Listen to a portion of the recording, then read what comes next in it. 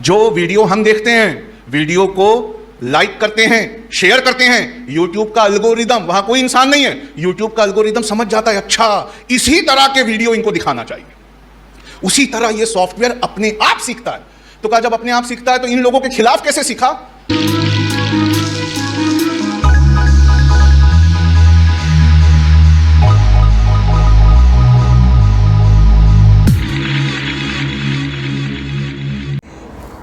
दोस्तों आदाब, मैं आपका दोस्त अली आदिल ख़ान। दोस्तों, इस बदलती दुनिया में सब कुछ बदल रहा है। इसी तरह तालीम का मेयार बदल रहा है, तालीम हासिल करने का सिस्टम और पद्धति भी बदल रही है। आप जानते हैं डॉक्टर समीर अहमद सिद्दीकी हैं जो मोटिवेशनल स्पीचेस के लिए पूरी दुनिया में मशहूर हैं, IAS कोच हैं। तो उनकी मोटिवेशनल स्पीच के हमने 4 एपिसोड्स बनाए हैं। तो आज हम दूसरा एपिसोड आपकी सेवा में पेश कर रहे हैं। दोस्तों, एक 3,500 रुपये का इलेक्ट्रॉनिक डिवाइस आता है जिसको एलेक्सा कहते हैं। हम सब जानते हैं आजकल का जो युग है, जो नौजवान पीढ़ी है वो इसको अक्सर इस्तेमाल करती है और ये हर एक सवाल का जवाब देती है, हर एक गाने को सुनाती है, हर एक गज़ल को सुनाती है, पूरी दुनिया की सारी इन्फॉर्मेशंस आपको ये आपके सवाल के बाद जवाब के रूप में दे देती है। लेकिन दोस्तों, इसके अंदर क्रिएटिविटी नहीं है, इसके अंदर इमोशंस नहीं है, इसके अंदर जज्बात नहीं है, एहसासात नहीं है, रिश्तों की हलावत और गर्माहट को ये नहीं समझती है, लेकिन सवालों के जवाब देती है। मगर क्योंकि क्रिएटिविटी उसके अंदर नहीं है और क्रिएटिविटी की सलाहियत रब ने इंसान के अंदर रखी है, तो जब उससे पूछा जाता है कि भाई ये बताओ कि अगर आज महात्मा गांधी होते तो वो क्या करते, तो उसका जवाब क्या होता है इस वीडियो में आप सुनेंगे। तो हम आपको सीधे लिए चलते हैं डॉक्टर समीर अहमद सिद्दीकी की मोटिवेशनल स्पीच एपिसोड नंबर 2 की तरफ। ऐसा ही एक सॉफ्टवेयर इस वक्त SBI की गुंटूर ब्रांच में है। वो रिहा करने का फैसला नहीं लेता, वो लोन दिया जाए कि नहीं इस बात का फैसला लेता। और जब वो सरनेम पढ़ता है और जब वो हमें पढ़ता है और जब वो हमारी लोकेलिटी को देखता है तो वो तुरंत बताता है कि इनका लोन रिजेक्ट कर दिया जाए। अब हम उस लेवल पे चले गए हैं अपने नहीं पढ़ने की वजह से। अगर आज ये कॉन्फ्रेंस सच में नहीं होती ना, तो कोई 2041 में कहता कि पिछले 40 साल में किसी ने हमारी फिक्र नहीं की, इसलिए हमारे साथ जो हो रहा है वो हो रहा है। अल्लाह का करम है, हमारी आंखें खुल चुकी हैं। मैंने संडे के दिन बिना बिरयानी के इतनी भीड़ कभी नहीं देखी है।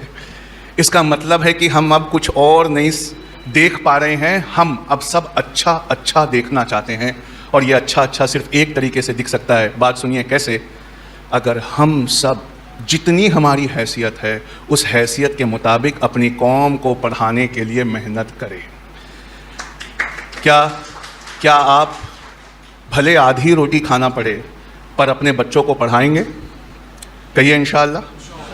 चाहे कुछ भी करना पड़े लेकिन अपने बच्चों को पढ़ाएंगे, जोर से कहिए इंशाअल्लाह। क्या आज तक जो चला आ रहा है उसे अच्छे के लिए बदलने के लिए रोज़ हम कोई ना कोई कदम उठाएंगे?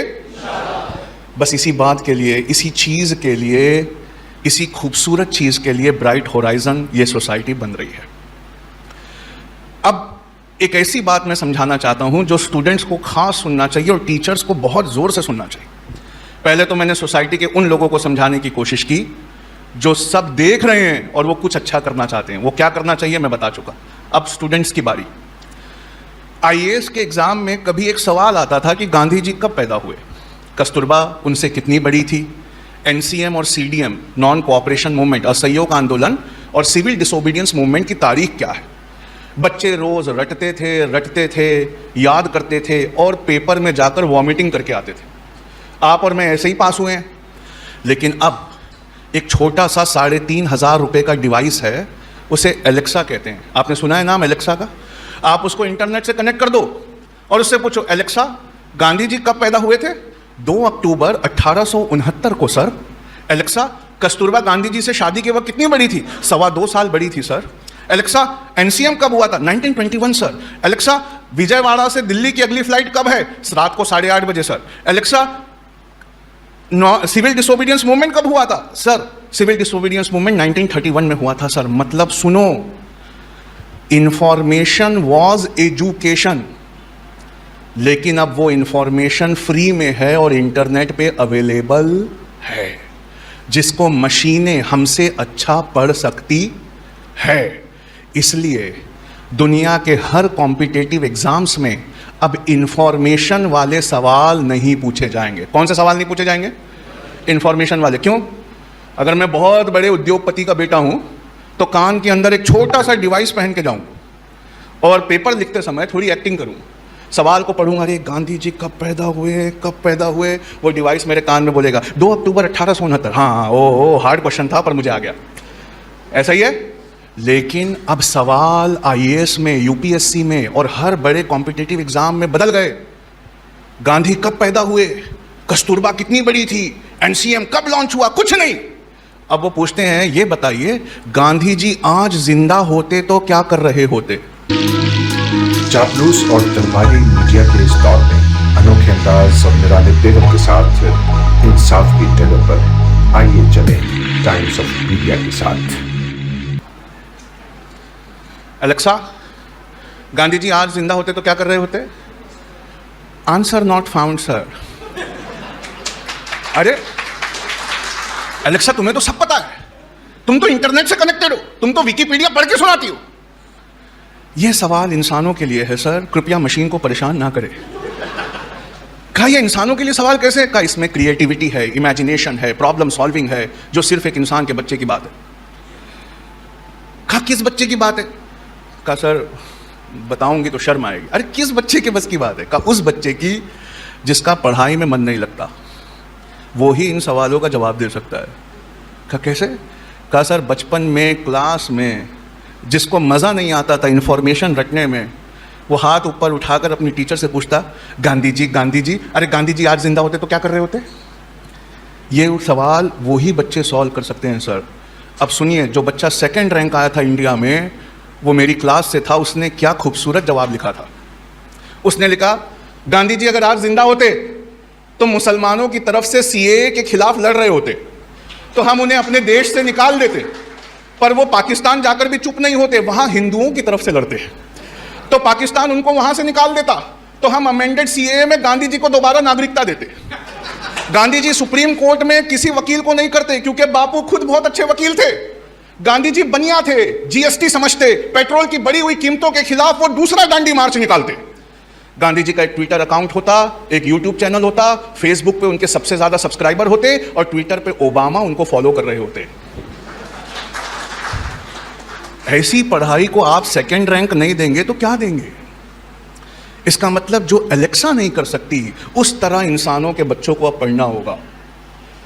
यानी गांधी जी को पढ़ते वक्त हमें कस्तूरबा बन के पढ़ना होगा, यानी अल्लाह के रसूल सल्लल्लाहु अलैहि वसल्लम की सीरत को पढ़ते वक्त दुनिया के हर बेहतरीन इंसान की सीरत से कंपेयर करना होगा। और फिर ये बात समझ में आएगी जो माइकल एम हार्ड ने कही थी कि लौहे इंसानी में जब मैं 100 सबसे कामयाब लोगों की लिस्ट बनाने बैठा तो मुझसे नहीं रहा गया, मैंने मोहम्मद रसूलुल्लाह को नंबर 1 रैंक दिया। ये क्रिएटिविटी, ये इमेजिनेशन, ये सोच, ये फहम, ये तसव्वुर अपने पढ़ाई में पैदा करो। सिर्फ पढ़ना नहीं है, वो सवेरे से हम बोल रहे हैं पढ़ो पढ़ो पढ़ो पढ़ो, सिर्फ पढ़ना नहीं है, ऐसा पढ़ना है कि सच में हमको लोग कहें ये पढ़े लिखे लोग हैं। तो एक टेलर की दुकान थी, उसमें 2 भाई थे। एक आदमी आया, उसने अपना कोट पसंद किया, कोट पहना और पहला भाई बाहर खड़ा था, दूसरा भाई अंदर था। ध्यान से सुनिए। जैसे ही उसने अपना कोट पहना, इस भाई से पूछा मैं कैसे दिख रहा हूं?